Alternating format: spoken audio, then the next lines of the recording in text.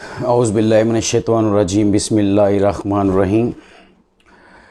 میں حسین جان اور آپ دیکھ رہے ہیں ایچ جے ٹی وی۔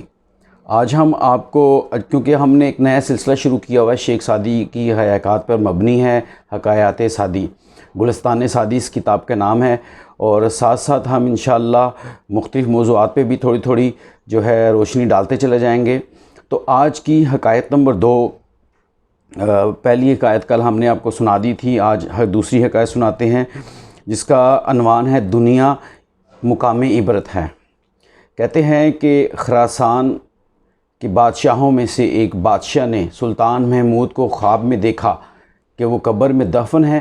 خراسان کہتے ہیں ایران کا ایک تاریخی صوبہ تھا، اس کو خراسان کہتے ہیں۔ تو خراسان کے بادشاہوں میں سے ایک بادشاہ نے سلطان محمود کو دیکھا کہ وہ قبر میں موجود ہیں، پورا جسم ان کا گل سڑ گیا ہے، ختم ہو گیا ہے، لیکن اس کے باوجود ان کی آنکھیں آج بھی ویسی ہیں جیسی پہلے تھی اور ادھر ادھر وہ دیکھ رہی تھیں۔ اب بادشاہ نے اپنے وزیروں کو اور عقل مندوں کو اور نجومیوں کو بلایا کہ مجھے اس خواب کی تعبیر بتائی جائے۔ تو بادشاہ سلامت نے بہت سے عقل مند جو ہیں وہ بلا لیے، اور لیکن کوئی بھی اس کی تعبیر نہیں بتا سکا۔ پھر ایک بزرگ دربار میں تشریف لائے۔ بزرگ نے کہا، بادشاہ سلامت، اس خواب کی تعبیر یوں ہے کہ آج بھی بادشاہ کی آنکھیں دیکھ رہی ہیں کہ وہ ملک جو میرا تھا، جسے میں چلاتا تھا، جہاں پہ میرا حکم چلتا تھا، آج کسی اور کے پاس چلا گیا۔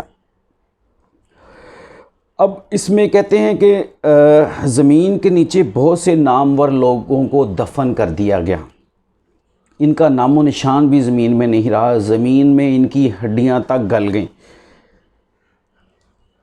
نوشیروان ایک بادشاہ تھا ایران کا جو اپنے انصاف کی وجہ سے بہت مشہور تھا۔ کہتے ہیں کہ نوشیروان اپنے انصاف کی وجہ سے آج بھی زندہ ہے، جبکہ بہت سے بدبخت جو کہ جھوٹے، مکار اور ظالم تھے، ان کا نام و نشان ختم ہو چکا ہے۔ کہتے ہیں کہ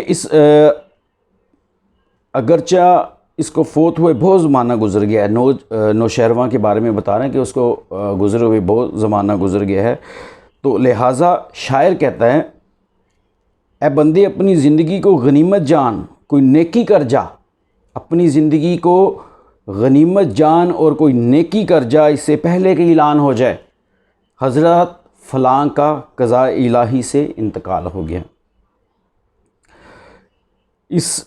یہ جو حکایت ہے خراسان کے بادشاہ کے خواب پر مبنی ہے۔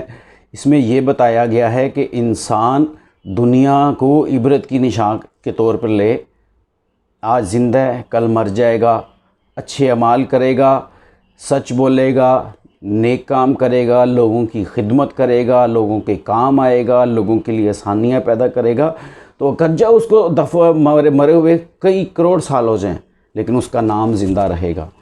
اگر انسان اس دنیا میں جو کہ چند لمحوں پر مبنی ہے ظلم کرے گا، لوگوں کا حق کھائے گا، تو اس کا نام و نشان، کیونکہ زمین کھا گئی یا آسمان کیسے کیسے، ٹھیک ہے۔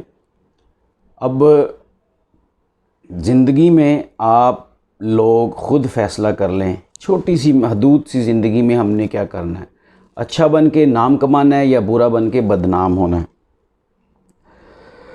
اب ایسے لوگوں کو کیا چاہیے کہ کوئی ایسا نیک کام کریں، صدقہ جاریہ کوئی کریں، تاکہ قبر میں اور مرنے کے بعد بھی ان کو اس کا ثواب ملتا رہے۔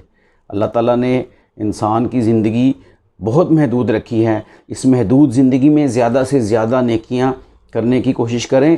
اسلام آپ کو اچھی سواری سے منع نہیں کرتا، اسلام آپ کو اچھے کپڑے پہننے سے منع نہیں کرتا، اسلام آپ کو اچھا کھانے سے منع نہیں کرتا، اسلام آپ کو برائی سے روکتا ہے۔ ایسے کام جو معاشرے کے لیے ناسور بن جائیں، ایسے کاموں کو مت کریں، محدود زندگی ہے۔ لہٰذا اس حکایت میں بھی شیخ سعدی ہمیں یہ بتانے کی کوشش کرتے ہیں کہ محدود زندگی میں زیادہ سے زیادہ اچھے کام کرنے کی کوشش کریں، اور اس دنیا کو اپنا مستقل ٹھکانہ مت بنائیں۔ ایک دن مرنا ہے، آپ کا اعلان ہونا ہے کہ فلاں بن فلاں قضاء الہی سے انتقال فرما گیا ہے، اس کا نماز جنازہ اتنے بجے اٹھایا جائے گا۔